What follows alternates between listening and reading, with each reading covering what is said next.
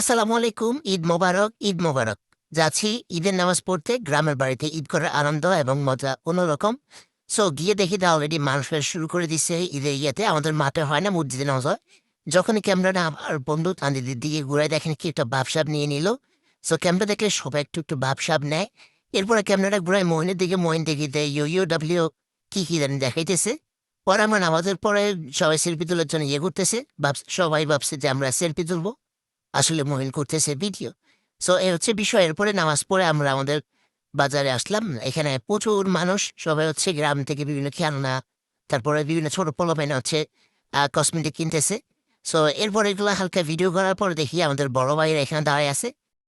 রমজানের ওই রোজার শেষে এলো খুশির ঈদ, তুই আপনাকে আজ মিলিয়ে দেশ আসমানি তাগিদ।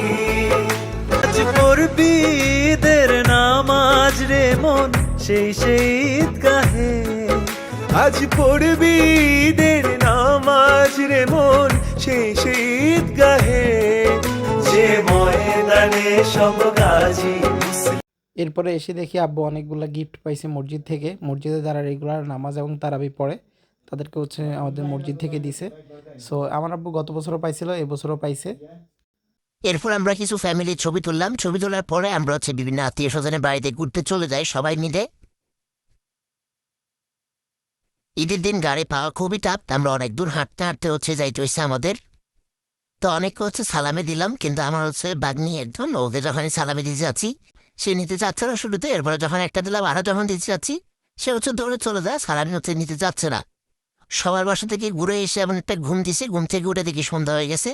আমার ফ্রেন্ড হচ্ছে মইন আসছে আমাদের বাসায়, ওর সহ নাস্তা করলাম। এই ছিল ঈদের দিন। অ্যান্ড পরবর্তীতে হচ্ছে আমরা ঘুরতে বের হবো।